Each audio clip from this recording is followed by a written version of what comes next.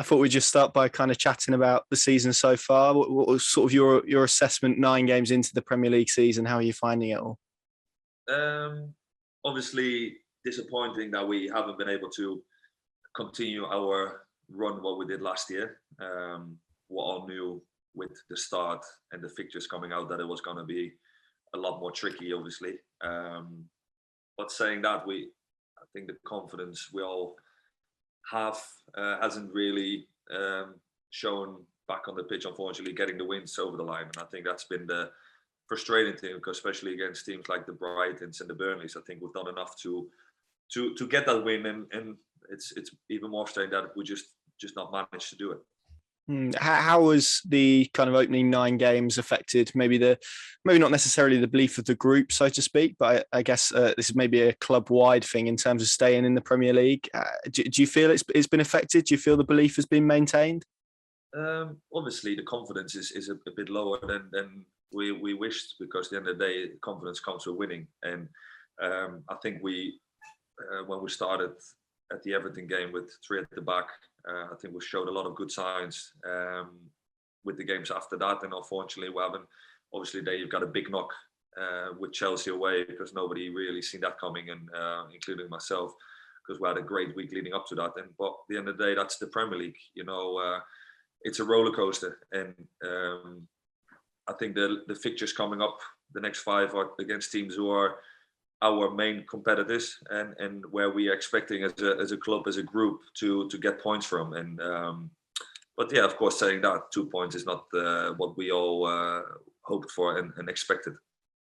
Your role in the dressing room, you're obviously an incredibly experienced player, and we'll get on to kind of your milestone that you reached against Burnley, which is the 200 Premier League games, which is an incredible amount. But do you feel that experience is helpful in the dressing room at the moment, particularly in what is quite a young group? I think it was raised that the fact that against Watford, quite a big portion of that squad were kind of 21 or around that kind of age and under. So do you feel your role within that is kind of helping with where you currently are?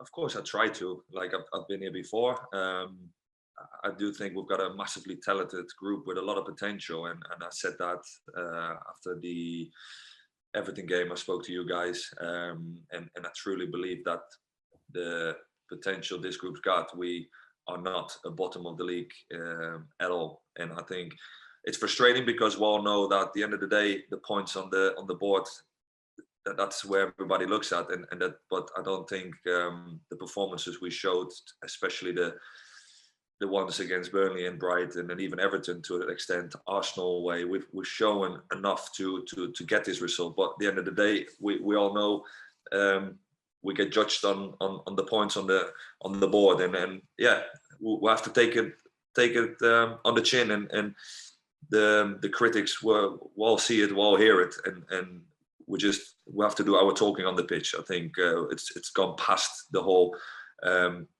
we have got potential, but we need to show it, and I think that's where it's crunch time, and we all know that. You're obviously, as we mentioned there, an experienced player, so I guess dealing with criticism maybe is a little bit easier on your part. But do you see it in the younger players? Do you see sort of the effects that criticism can have on them? I mean, you mentioned confidence earlier on. I suppose that's the biggest point, isn't it?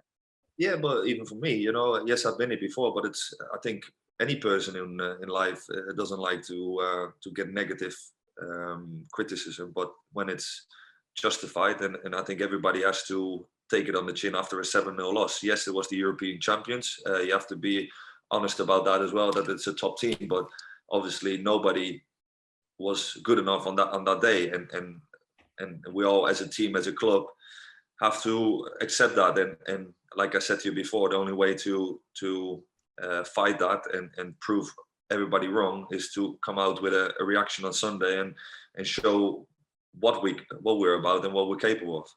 Do you feel, as someone in the group, I mean, you mentioned earlier on perhaps the potential in this side, the performances in particular, the ones you mentioned, Everton away, okay, that ended in a defeat, but for an away performance was pretty good. I think most people would say, beyond the individual mistakes. Obviously then the double header in terms of Brighton and Burnley. Is it's kind of the minerals that you'll need to hopefully stay in the Premier League this season? Was that evident in those 3 games, and is that what you're going to need more of in kind of the weeks ahead? Yeah, I think you're hitting the point there, and that we need to stick with that belief and well, no, look at Man United. You know, it happens to the best teams, and like I said, criticism is fair. You know, we're in a dogfight at the bottom there, and we need to come out fighting and show the confidence and don't go hiding. Everybody just has to be stand up and to be counted, and I think that's the big message the manager is giving to us. You know, we know we're more than capable. We know we're better than we have shown. But now, like I said to you, it has to be, you know, the next 5 games. I truly believe that's against teams who we've got a massive chance against, and we have to pick up points against them. Before I ask you about Leeds, what would you kind of say to the supporters at the moment? I think it's fair to say they're probably sharing the frustration that you guys feel. I guess there's an element of the fact that Norwich have been here before in the Premier League. What would you kind of say to them as we approach on Sunday what is a pretty big game against Leeds United? I think the support, like, I don't want to sound cliche, but I think the booing won't help. You know, we need the support. You know, I think we're all human, and we all want one thing. We all want to win that game. And I really truly believe if we get that first win, and that confidence will grow into this squad. Like you said, we're a young squad, and I think it will grow as soon as we get that first win. And we need them behind us, and they have been. They really have been. And as long, and I agree with them, you know, as long as we're showing the fight, and there will be behind us, and I think we have to give them something to shout about, I think, as well. So we're all in this together. We all want to stay in this league. It's the best league in the world. Like I mentioned, we have had a really difficult period of fixtures, but we also agree that we should have picked up more points against the teams like the Watfords and the Burnleys and the Brighton. So again, a bit more favourable to a certain extent in the next few weeks coming up, because there's not one easy game in the Premier League, in my opinion. But yeah, I'm like I said, I am confident in what we've got here, and that it will be more than good enough to stay in this league. With that in mind, how big? I mean, we've kind of teed it up, but how big is the next 5 games for this football club and the season ahead? Because it does feel like results are probably needed, if for anything else, just for belief around maybe the fans and I suppose in the group as well. Yeah, I've always said judges after we've played them all. So the halfway point, say 1st of January, you can get a clearer point, because I don't think it's fair enough to write us off. You know, it really winds me up reading it, and I shouldn't read it, but you hear it, pundits and a lot of people just writing us off, saying, "Oh, they're already relegated." I think that's just crazy. And we as a group, we don't want anything more than proving those kind of people wrong. And like I said, just stick with us, you know, and we need to show it on the pitch on Sunday, and Leeds is obviously the start of that period for sure. That criticism that you mentioned there, does that almost fuel a fire, I suppose, within you as a player? I mean, you mentioned proving people wrong, but I get the sense, and fans probably feel this as well, that perhaps some of the criticism that's come in, not just the sort of your direction as players, but also the club's direction has been probably pretty unfair and pretty false in some quarters. Yeah, totally. And listen, when you lose 7-0, you have to take it on the chin. End of. You know, nobody was good enough. Everyone included in this club, and we all know that. But now, the stuff that we're chucking at us, that we're already down and all that kind of stuff. Like I said, a couple of wins will change the outlook massively. You know, we're 2 points behind Newcastle. I mean, like I said to you, we're not far off, but we need to start winning. End of. And I think we would love to close that gap as quickly as possible to kind of release that pressure a little bit, and hopefully we can be a bit freer and start picking up those points. Good stuff. Just want to ask you a little bit about Dan Barden. Obviously, we saw you at Chelsea in the warm-up t-shirts. It's devastating news, isn't it, for a player, first and foremost, of a person of his age, such a young age, to have an illness like that. I mean, what was kind of your reaction to the news? Because he played such a small part, but it was big in the grand scheme of things of what you guys achieved last season. Yeah, I think I've got high hopes for Dan as a goalkeeper. He's an amazing talent and a fantastic person. I know him for a few years now, and it came, when the news broke and it came to me, it was, you kind of, when you're in this football bubble, you forget about what's more important than anything else, and that's health. And to see it that close to somebody with that young age is horrific. But luckily, he's got the best people looking after him. The club has obviously provided him with the best doctors, and I spoke to him a few times over the last couple of weeks, and he's in a positive mind that he's coming back. He actually texted me after the game at Chelsea and said, like, I can't wait to be back to be training with you guys, and I will be fitter and better than I was. And I mean that's everything. You know, he's a fight, and we're all behind him. I guess for all the points that we make about the football on the pitch at the moment, this kind of highlights that there are bigger things, doesn't there, to worry about. And such a young man, such a highly talented goalkeeper, as you say, and you say you spoke to him a few times. I guess what have you kind of said to him? Someone who's very experienced, I suppose, in football terms, but never really had to sort of endure something like this. So, what's been kind of the message that you've delivered to him? Well, that if he needs to speak or wants to speak or wants to clear his head, I'm here. And I think there's a lot of people at this club who will say the same message. And yes, the goalkeeper is always a bit tighter group, so it definitely hit home heavily in our goalkeeper union. But yeah, I think that's the least we can say, that we're here for him if he needs us, because at the end of the day, he needs to go through this process himself, and only he knows how much he has to go through, and it will be heavy for him, because it's a horrible illness, obviously. So again, we're all behind him. We should try to show that with the t-shirt and obviously the support the club is giving him. This is kind of an event that shows how valuable football is, doesn't it? We saw it with David Brooks at Bournemouth a couple of weeks ago, just the outpouring of support that Dan Barden's had, not just from you guys, other clubs, other football players, I suppose other fans as well. It shows the importance of football when there's a sort of a common cause like this, doesn't it, I suppose? Well, we've seen it over the lockdown period and the COVID. You know, like, we shouldn't forget where we were 12 months ago as a community and everything, and it has brought us together. So that's why I hope we can give the fans something to shout about quickly, because I know this. Well, I've seen it firsthand. You know, this, when it's roaring, like, this club can really go places, and I truly believe we will. And it just needs to stick together in this difficult time, not just when we're winning, but really when now.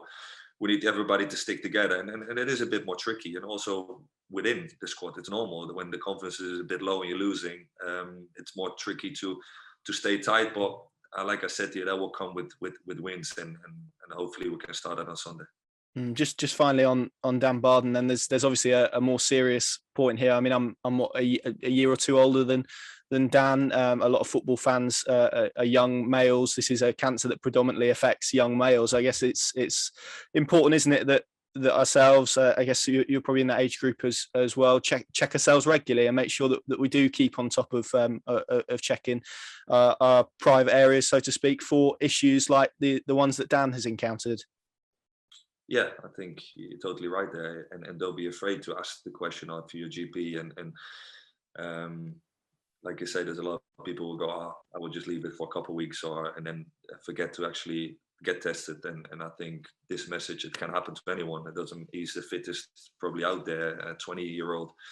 So it can actually happen to all of us. So yeah, I think with any illness, don't be afraid to raise the question. Absolutely. Let's speak about your milestone then. 200 Premier League games. How proud are you of that record? Because I would imagine there's a lot of players that would love to have a record like that in terms of Premier League matches. Yeah, I didn't expect that when I first got into England when I was 17. I wanted to be Newcastle's number one.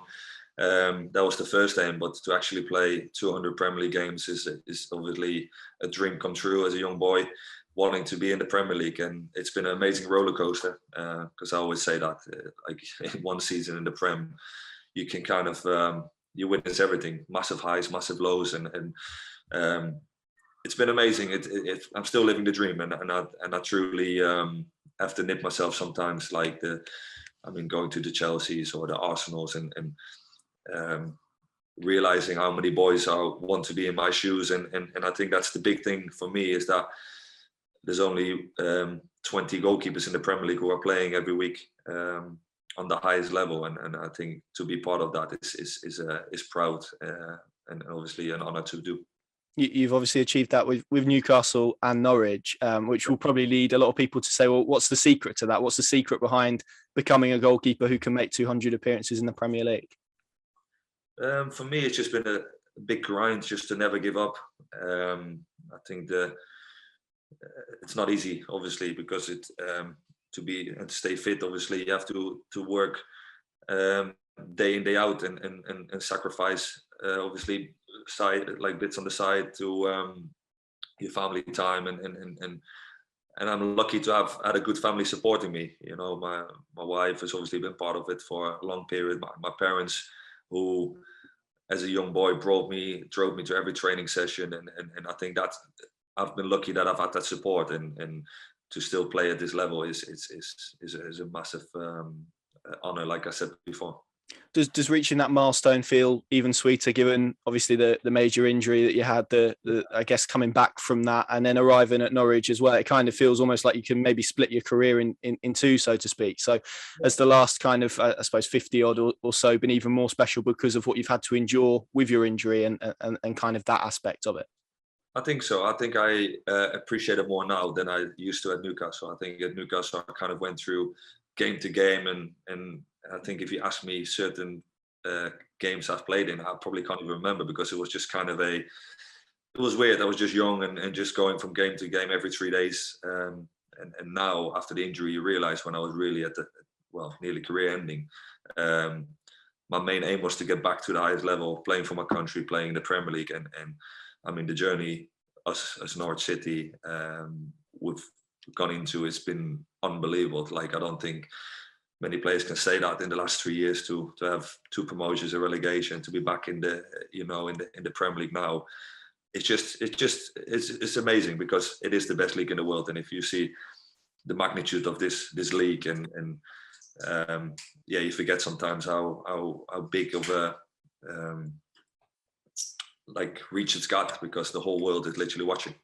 Is there? I know you said you couldn't remember perhaps a lot of those games. I'm about to ask you to pick one. Basically, I remember one for Newcastle against Tottenham where you were very good. There's obviously been numerous others for Norwich as well. Maybe you want to pick a Newcastle one and a Norwich one, but are there any sort of in particular that stand out in your mind? The Tottenham game, we obviously won 1-0, and I managed to get the record or something for 14 saves in the game. So that was obviously special, going away with a win there, away at White Hart Lane.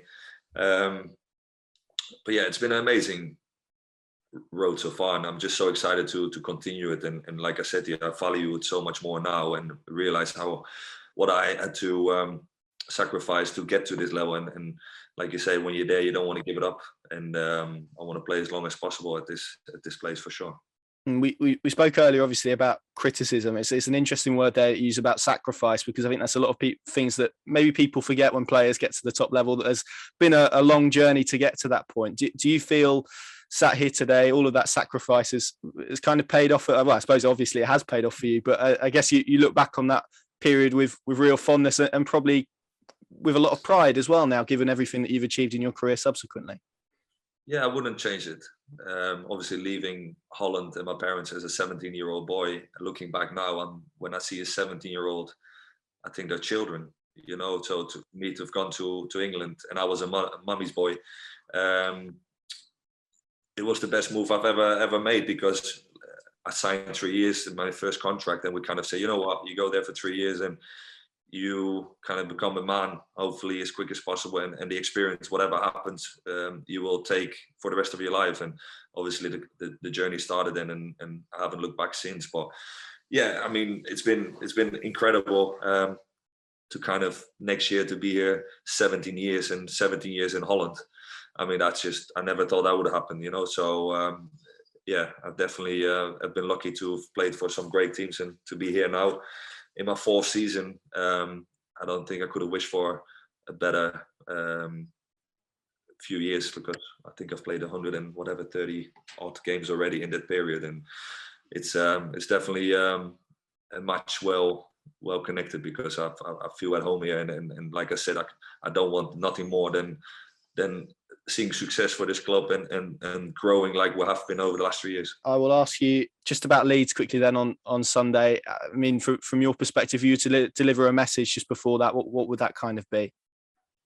The message, sorry, to the fans? Yes. Well, just as like I said to you before, we've had some amazing last 3 years already, and I, like I said, I want everybody wants the same. We want to stay in this league, and we need to give them something to shout about, and we will make sure with the fighters up there on Sunday, and hopefully they can be behind us, and I know they will be, because they realize that it's a final. Again, the next 5 games we have to see it as finals, and let's get that winner on board for sure.